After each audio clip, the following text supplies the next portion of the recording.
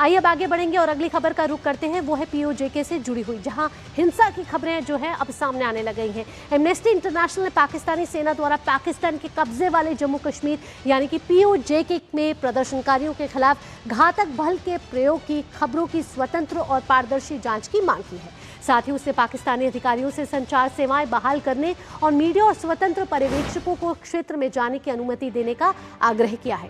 एक बयान में एमनेस्टी इंटरनेशनल की दक्षिण एशिया क्षेत्र की कार्यवाहक क्षेत्रीय निदेशक इसाबेल लेसी ने क्षेत्रीय चुनाव के पहले दिन रावलकोट में प्रदर्शनकारियों के खिलाफ सुरक्षा बलों द्वारा घातक बल प्रयोग किए जाने पर प्रतिक्रिया व्यक्त की है। उन्होंने कहा कि इंटरनेट और मोबाइल सेवाओं को मौजूदा बंद होने से जमीनी स्थिति का स्वतंत्र सत्यापन नहीं हो पा रहा है। एमनेस्टी ने जम्मू और कश्मीर संयुक्त आवामी कार्रवाई समिति यानी कि JAAC पर लगाए गए प्रतिबंध पर भी चिंता जताई है और कहा है कि इस कदम से चुनाव को लेकर तनाव बढ़ गया है। एमनेस्टी ने साथ ही कहा है कि 5 जून से इस क्षेत्र में मोबाइल इंटरनेट सेवाएं निलंबित हैं। रावलकोट में हुई हिंसक घटना के बाद पीओजेके में अशांति मीरपुर तक फैल गई है और कई सोशल मीडिया अकाउंट्स ने आरोप लगाया है कि पाकिस्तानी सुरक्षा बलों ने नए प्रदर्शनों के दौरान नागरिकों पर गोलियां चलाई हैं।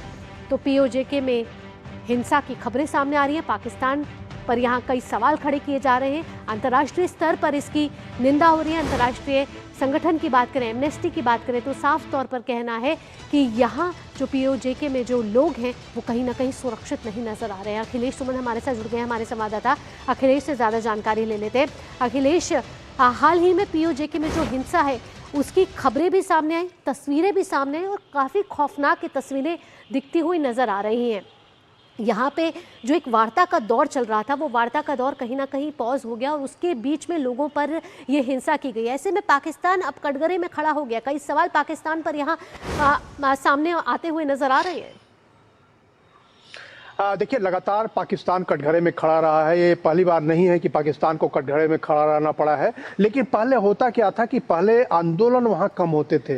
पीओजेके के लोग जो हैं वो उस तरीके से पाकिस्तान की सत्ता के उतने दूर नहीं थे। लेकिन आज स्थिति यही हो गई है कि पीओजेके के लोग अब विद्रोह पे उठ गए, विद्रोह पे सड़कों पर आ गए। और यह इसलिए भी हुआ है कि पीओजेके में लोगों की समस्याएं लगातार बढ़ रही हैं, लगातार बढ़ रही हैं। उसमें आप सोच लीजिए, आटे का दाम, चावल का दाम, बिजली की कीमतें, सारी जो चीजें हैं, सारी चीजें अचानक बढ़ गई हैं। उसके अलावा वहां का जो एक पूरा इलेक्टोरल सिस्टम है, उस पूरे इलेक्टोरल सिस्टम में प्रतिनिधित्व का मामला है, ये सारी चीजें मिलकर वहां के युवा वर्ग में काफी आक्रोश पैदा करता है। लेकिन पाकिस्तान दूसरी तरफ दुनिया को और अपने देश के लोगों को यह दिखाने की कोशिश कर रहा है कि वह एक बड़ा काम कर रहा है। वो अमेरिका और ईरान के बीच में कोई समझौता कराने के लिए कर रहा है जिससे पाकिस्तान का नाम ऊंचा होगा। लेकिन निश्चित तौर पर पाकिस्तान के लोग इस बात से कोई गौरव का एहसास नहीं कर रहे थे। हालांकि उनको ये लग रहा था इसकी बजाय कि वो ये पाकिस्तान की जो सरकार है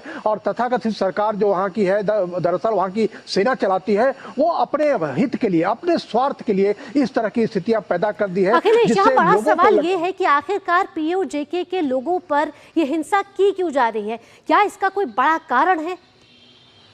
देखिए, निश्चित तौर पे पीओजेके के लोगों को के ऊपर जो हिंसा है उसका एक बहुत बड़ा कारण है कि पाकिस्तान की सरकार, मतलब कहने का मतलब है कि पाकिस्तान की सेना को यह लग रहा है कि अगर पीओजेके के लोग जिस तरीके से आंदोलन पर हैं और जिस तरीके से पाकिस्तान की सरकार उन आंदोलनकारियों को की मांगे जो है मानने की स्थिति में नहीं है, ऐसे में वो लोग लगातार ये कोशिश कर सकते हैं कि वो पाकिस्तान से अलग करने का आंदोलन शुरू कर दे, पाकिस्तान से अलग होने का आंदोलन शुरू कर दे। तो इससे पाकिस्तान की सेना को सबसे ज्यादा डर लगता है और इसी वजह से वहां इस तरीके के एक तरीके से कहे कि मैसेकर किया जा रहा है। एक एक घटना होती है, 24 लोग कल ही मारे गए हैं, कई लोग लापता हैं और ये आज की बात नहीं है। लापता होने वालों की संख्या कितनी है ये कोई नहीं जानता। बिल्कुल, वहां इंटरनेट सेवाएं भी बंद है। ऐसे में पता नहीं चल पा रहा कि असल में जो स्थिति वहां है वो कितनी भयावह है इस समय। ऐसे में हम देख रहे हैं कि अंतर्राष्ट्रीय संगठनों से भी कड़ी निंदा यहाँ की जा रही है। अब देखना होगा कि कैसे आगे ये मामला और बढ़ता है और कैसे उनको सुरक्षित महसूस कराया जाता है, सुरक्षित